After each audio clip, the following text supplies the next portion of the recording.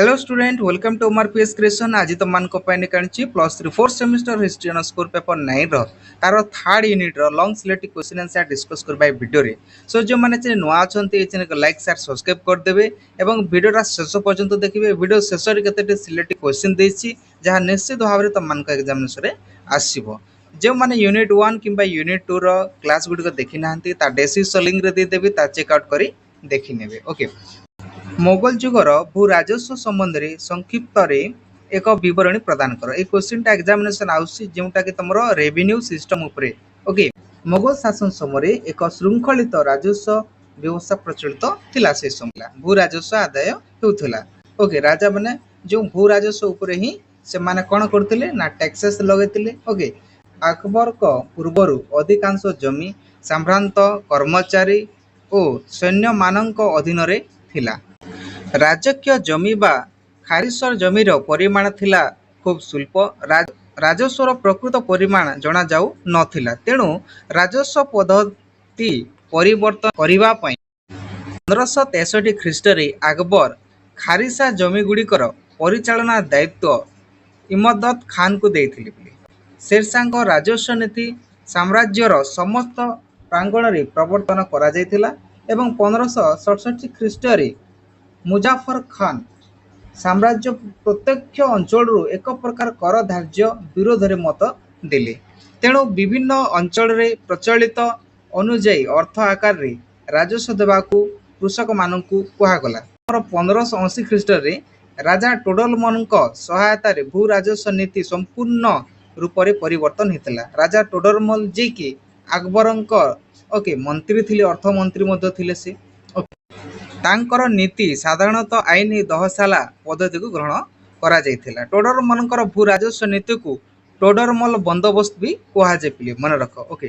टोडरमल को विषय एग्जामिनेशन आउसी जे कि तमरो मांसदारी एवं तमरो दहशाला सिस्टम को से करथिले ओके अकबरंकर सहयोग रे ओके। देखिन इंपोर्टेंट रही अछि क्वेश्चन गुडा तुम स्क्रीनशॉट नै जाओ।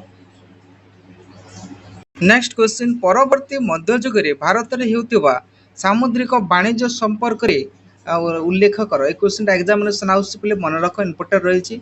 भारत रे सामुद्रिक वाणिज्य जोटा कि व्यवसाय मानकर स्थान निरूपण करबा को जाई गवेषक माने अनेक मत दैछंती। गवेषक असीम दास गुप्ता कहिछंती Indian merchant and the decline of Surat जोटा कि 1700 रु 1750 तार पीरियड थिला से बुक रे जोटा कि तमरो 1700 शताब्दी रो शेष रे सूरत ठारे गुड वार्षिक आय समुदाय मिलियन थिला बोली से कहिछंती जोठारे यूरोपीय मानकर अंश 2 मिलियन थिला बोली से करिछंती ओके। किना क्वेश्चन आंसर गुड स्क्रीनशॉट नै जो ओके इंपोर्टेंट रही अछि। सामुद्रिक व्यवसायी माने Coromandel बंदरु Sumatra Arakan Bengal पेघु Burma मालिना एपरी मालय को वाणिज्य तरी पठाई व्यवसाय करुथिले से समय ओके। देखिन इंपोर्टेंट रही से बोली अरब मिसर ईरान ओटो तुर्की माने मध्य सड़क पथ सुरक्षित करथिले से समय ओके। सो व्यवसाय करि जिबा पई अन्य गुटे जो पथ दिके जाउथिले सेठारे मध्य टैक्स देबा को पडुथिला जल पथरे गले किबा स्थल पथरे जिबा केले मध्य गुटे टैक्स रो व्यवस्था मध्य से समय थिला ओके। देखिन क्वेश्चन आंसर गुटे स्क्रीनशॉट नै जो वीडियो शेष रे केते सिलेक्ट क्वेश्चन मध्य देबी ता तुम देखि नेबो ओके। क्वेश्चन मोगल जुगर अभ्यंतरीण वाणिज्य संबंध आलोचना कर ए क्वेश्चन मुद्दा आउसी जोटा वाणिज्य क्षेत्र रे मध्य देखबा को मिलिछि।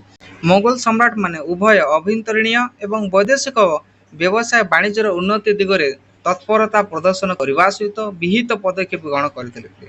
ग्रामांचल को खाद्य शस्य जगैबा अंतस्थानीय व्यवसायर मुख्य वैशिष्ट्य थिला।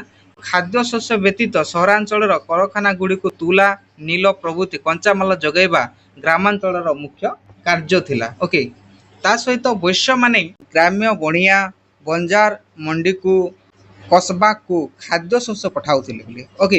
एवं बड़ बड़ ग्राम बा कत्र गुड़िकर मध्य मंडी खोला होइथिला। मंडी मंडी आजिकल हम देखुछु मंडी ग्रामांचल गुड़िकर केते गाँ गुड़िक निकर गुडी जगह रे मंडी होइछि ओके।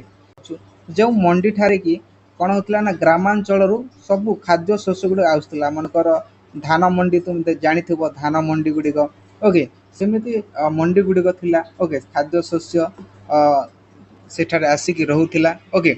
देखिन इम्पोर्टेंट रही डिटेल क्लास बहुत समय लगे किंतु डिटेल क्लास बहुत भल लगी ओके देखिन क्वेश्चन आंसर गुड़िक स्क्रीनशॉट नहीं जाओ बेंगलुरु चीनी चाउल मसलिम रप्तानी होता पिले करमंडल उपकूल बयन शिल्प प्रसिद्ध थिला पिले करमंडल जोटा कि बयन शिल्प प्रसिद्ध थिला एटा मतलब तुम इम्पोर्टेंट रही 1 मार्क्स आसीजे क्वेश्चन गुड़ाक एवं गुजरात सह है गुजरात सह बेंगल इटा व्यवसाय से समय होता मन रख ओके वैदेशिक व्यवसाय वाणिज्य और द्रव्य विनिमय ପାଇଁ गुजरात मुख्य द्वार थिला गुजरात मुख्य द्वार थिला से समय ओके देखिन क्वेश्चन आंसर गुड़ाक स्क्रीनशॉट नहीं जाओ इम्पोर्टेंट रही है क्वेश्चन गुड़ाक ओके सारप माने कौन करथिले ता विषय मध्ये एग्जामिनेशन रे आसी थे वर्तमान देखिबा केते सिलेक्टिव क्वेश्चन गुड़िक